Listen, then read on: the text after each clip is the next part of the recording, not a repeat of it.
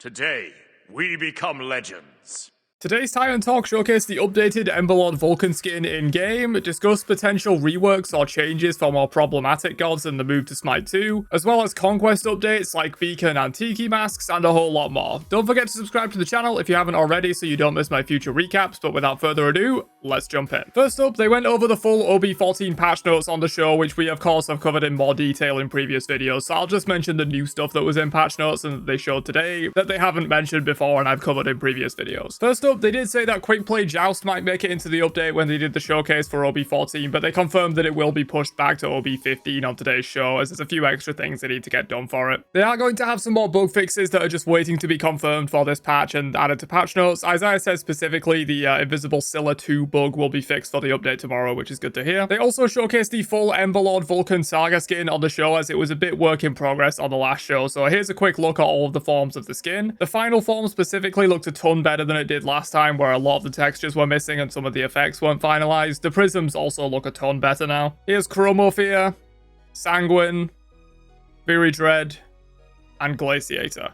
They also showed off the ability effects in practice, which weren't ready last time, especially the meatball looks awesome in this skin, and the ultimate is literally a nuke, which is kind of hilarious. They also showed off the evolving recall skin, which looks dope too. They didn't show the prisms for this, but they will basically just be the same colors that the prisms are for the skin itself. They're really setting a high bar with these saga skins in my opinion. Very excited for when a god I play actually gets one. But that's everything new for the patch that they showed today. Let's move into the Q&A section. Someone asked when we will be able to see aspect choices in the lobby, and Pon said it's on the immediate to-do list at the moment, so probably OB15 or OB16. They doubt it will make it in for this patch. There was a question about when Darkheart Zeus will be available normally, and Isaiah said that starting tomorrow it will be available as a Twitch drop, so you can get that via watching your favorite streamers. And of course, I'm going to take the opportunity to plug my own Twitch. I'm live right now as this video goes out playing some Smite 2, so if you want to come say hi, the link for that will be down below. Someone asked how Odin is doing and if he'll get a +1 at any point soon, and Pon said in terms of balance in general, he's doing pretty well at the moment, and adding some +1 changes to him will probably be a bit further down the line. Someone asked if they could add a rematch vote, and Pon said for most modes this probably doesn't do much because all it takes is one person out of 6 or 10 to decline and the whole system is a bit pointless. But it could work in duel, as then you only need 2 votes to get a rematch going, and people are probably more inclined to do a rematch in duel as a salty runback kind of thing because it's 1v1. There was a question about why they seem to have leaned off of protection scaling on tanks where they were more inclined to do it in the early days, and Pon said it just generally didn't work super well, as it was basically just adding power to those characters and not actually changing their builds or playstyles.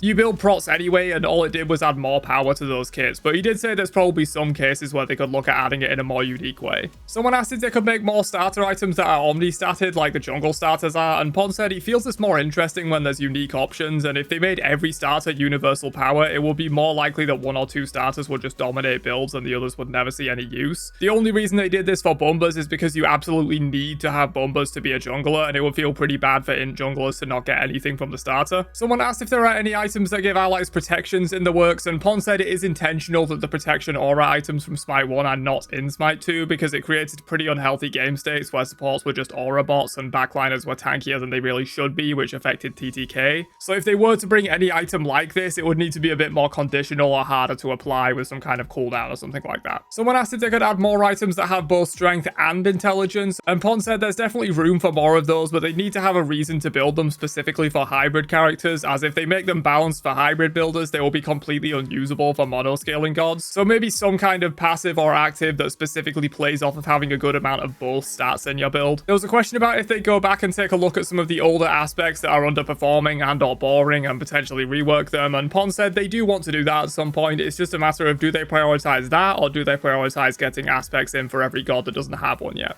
Someone asked if they could do an active item where you have to charge it up or do a minigame loop to activate it or something like that, and Pon said he has wanted to do something like this in the past but just hasn't found the right design space to do it. There was a question about the Danza split push tech and if they're going to do anything to address it, and Pon said they will definitely keep an eye on it. Split pushing needs to be viable but shouldn't be the best way to play in every situation by any means, and it definitely could be a bit too strong right now, especially in that case. Someone asked if they could have additional effects for gods building their specific item, like Cupid with Eros Bow for example, and Pon said they have considered this this in the past, and it might seem cool for a while, but in the long run, it just results in those gods having an absolutely mandatory item and basically 5 item slots, which probably wouldn't be fun in the long term. There was a question on towers and if they might make them stronger in the early game, and Pon said they are open to doing that, but he personally thinks it's your job to protect the tower and not the other way around. Of course, it can be too far in the other direction, but he'd rather look at what causes the larger problem of people camping towers in the first place. If they just buff towers, it leads to games stalling out and becoming too easy to play overly defensive. He mentioned something like a system where the first time you get dived, the tower is really strong, but it gets weaker over time the more you're sitting underneath it and being dived. Potentially something like a tower's damage scaling with its health or something like that, so it does less and less damage the more poke the tower has taken. That way you can at least get chip damage on the tower as they hide under it and eventually get to the point where diving will be easy. It is a fine balance to strike here though, as you don't want towers to just not exist, but you also don't want towers to be a completely safe zone where no one can touch you. Someone asked if they would bring back original Zeus Shield for the aspect, and Pon said they are considering that, but it would probably come back in a slightly different way because there's a reason it was changed in the first place. That reason being it was way too free to just send poke into the enemy team from a safe range, and Zeus was very frustrating to play against, especially in non-conquest modes. There was a question about changing gods more significantly when they moved to Smite 2 like they did for Zeus, and Pon said generally they like to preserve the original kit of the god if at all possible because people like those designs for a reason. But there are cases like Zeus for example where they probably do need some more small changes as they come over, and potentially even bigger changes or full reworks for more problematic characters. Freya was mentioned specifically, and Pon said basically they would try to preserve the kit if possible, but if it really just doesn't work and has the exact same issues, they'd be open to a more substantial rework, which is good to hear. And finally, the Conquest Map was brought up in discussions as well, and Pon said they are looking at this because they see a lot of common requests to bring things over from Smite 1 like Beacon, Tiki Masks, Green Buff, and some others. But he personally feels like they want to be a bit more creative and deliberate when they bring new things to the game and potentially change them a little bit to make them feel more new rather than just recreating the Smite 1 map in UE5, which I think makes a lot of sense. This is why I always call for Beacon to be the next thing to be added to the map from Smite 1. The core foundation of how it works and is captured is just perfect for the game, but the actual effect it gives can be customized as much as they want to fill whatever gameplay niche they think is necessary for Conquest. Well, that's everything discussed in today's Titan Talk. Don't forget to drop a like before you leave, and I'll catch you guys for another one later on. Have a great day, and peace out, you nerds.